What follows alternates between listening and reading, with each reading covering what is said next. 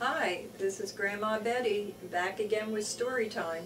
This time I have a few stories for middle grade children, and I sure hope you like them. The first one is Save the Horses. I smell smoke, bellowed David. Wow, there's fire coming out of that barn's loft. I have to get to the farmhouse and tell the people their barn is on fire. It was a cool but windy spring day. David was bike riding in the country. He was going from one farm to another, enjoying all the different animals. Now he was riding as fast as he could up a long dirt road to warn someone of a fire. When he reached the farmhouse, he knocked and called, but no one answered. "I hear horses," David shouted. He ran to the barn and tried to open the big doors, but the latch was too high. He tried standing on his bike, but that didn't work. He looked around to see if he could find something else to stand on, or maybe find something to push that latch open. He couldn't find a thing. "I have to get help. I have to find a phone to call 911.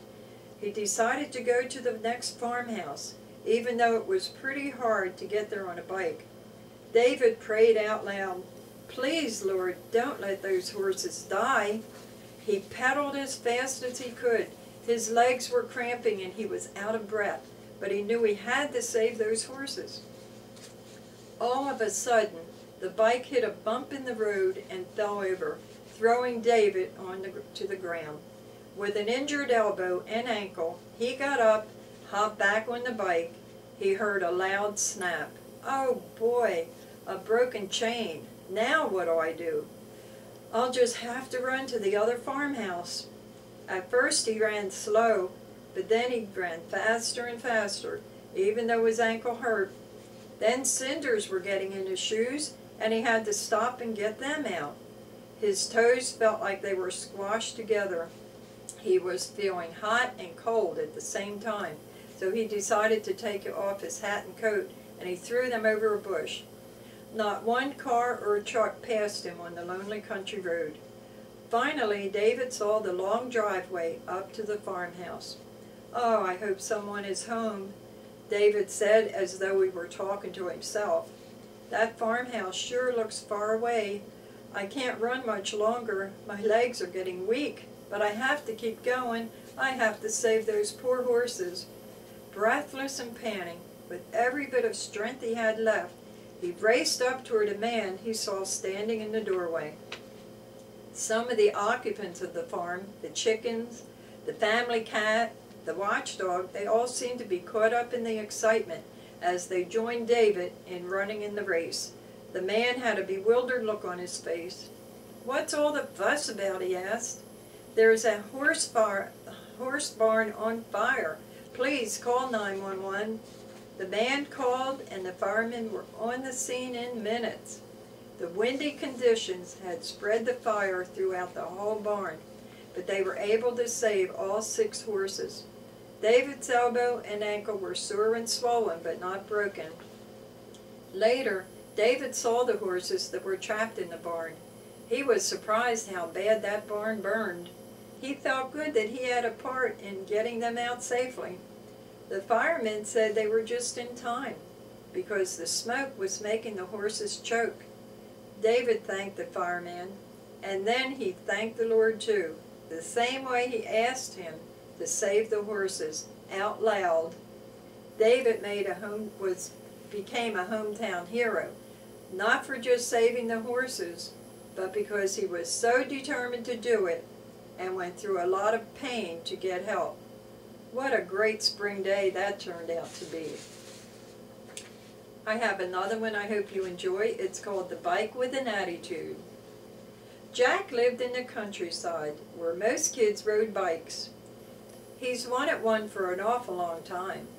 One of his friends shared his with Jack, but he wanted one of his very own.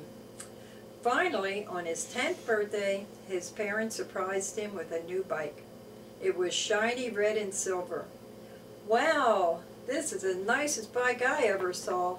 I'm going to name it Sparkles." The first time he rode it, he noticed that Sparkles wouldn't turn the corner he wanted it to turn. It went to the next corner and turned. Jack didn't have any control of the bike, and he didn't know what to do.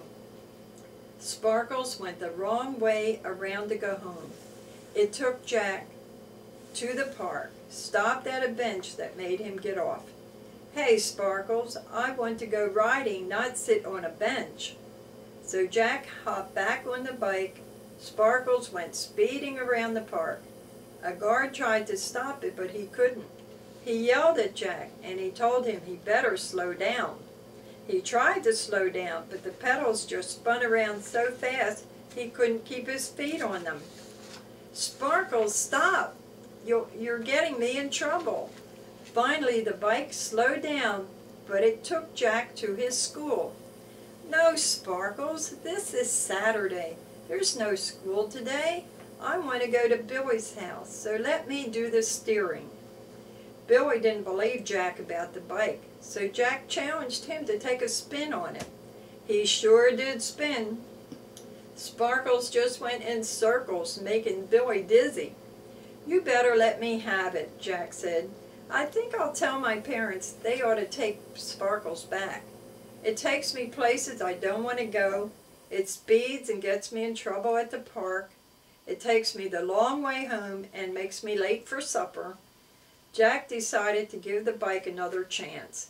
He entered Sparkles in a race on the 4th of July. "On your mark, get set, go!" It didn't take long until Sparkles was way out in front. The pedals were spinning so fast you could hardly see them. Then all of a sudden, the bike did a U-turn and started racing the wrong way. "Oh no, Sparkles, what's wrong with you? Please go back." Finally, Sparkles turned around and not only caught up, but won first place. "Thanks, Sparkles. You sure had me worried. I never know what you're going to do, but you came through for me that time." Someone tried to steal Sparkles, but it gave him a fight. It started bucking like a bull in a ring, throwing the stranger to the town. Jack ran outside to see what all the commotion was about. The stranger was speechless at just what happened. He jumped up and took off running. Jack was offered all kinds of money for Sparkles, but he turned them all down. After all, how many kids have a bike with an attitude? Thank you, and tune in again.